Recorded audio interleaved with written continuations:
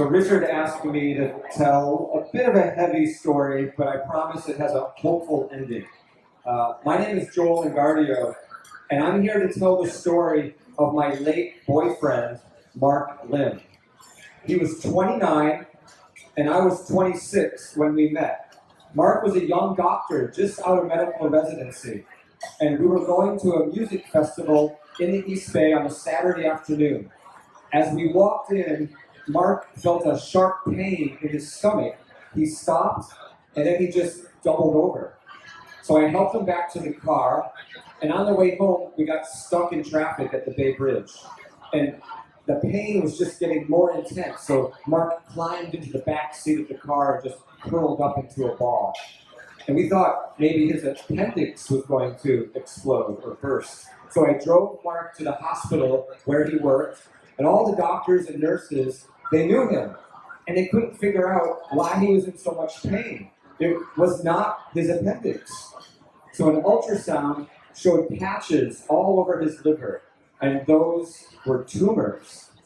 Now, Mark was fit, always at the gym, never drank alcohol, so it was a big surprise when Mark ended up with advanced liver cancer at age 30.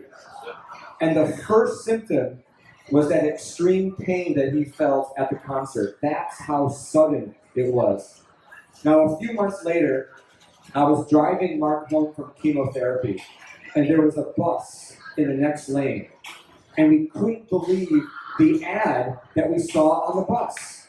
We had to read it again at a red light. The ad warned that 1 in 10 Asian Americans are infected with hepatitis B and don't know it, and they could get liver cancer. Finally, Mark's illness made sense. He was Asian American. The bus ad was sponsored by the Asian Liver Center at Stanford University. Now, Mark was a doctor, and he never heard of the Asian Liver Center. None of the doctors Mark worked with heard of it either. But we made an appointment.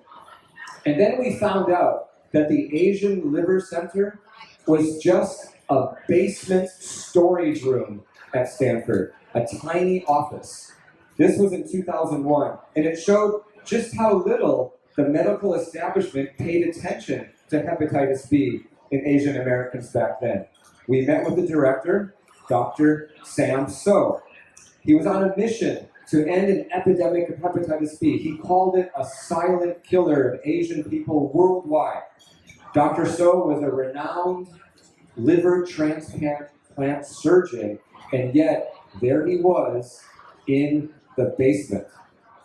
Dr. So told us it was too late for Mark. Dr. So also told us Mark did not get the information that could have saved his life. You see, chronic hepatitis B is often passed from mother to child at birth. And Mark was born and raised in suburban Chicago, but his mother lived in China and the Philippines before moving to the United States.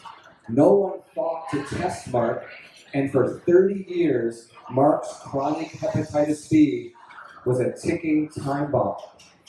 Mark, had he known of his status and monitored his liver, he could have caught the tumors in time for surgery.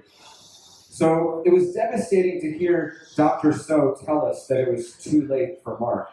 And Dr. So, he was angry too. He told us about his mission to get the medical establishment to pay attention to the needs of Asian Americans. And before Mark died, he was able to help save other lives by telling his story. He was the first story, a report, featured in the San Francisco Chronicle about hepatitis B. And Dr. So continued to work on his mission with a laser focus. He was tireless. He became a founder of SF Hep B Free Bay Area. And he inspired a diverse coalition of philanthropists, politicians, business leaders, and students to champion the cause. And new heroes jumped into action. The list is long, but I'll just mention a few. Ted Fang, Stuart Fong, Janet Zola, Fiona Ma, Carol Ito. These are just some of the heroes that have saved many lives because of their work. And today, The Asian Liver Center is no longer in the basement. It has its own building that's on the Stanford campus. And SF Hep B free, it continues to grow. Yes, yes. And the next generation of activists is making progress, including Dr. So's son, Richard So. Yes. So there is hope. And remember that bus ad that I told you about? The one that I saw with Mark back in 2001? The one that said 1 in 10 Asian Americans have hepatitis B? Well, today, the number is 1 in 12. That's progress. But we still have work to do.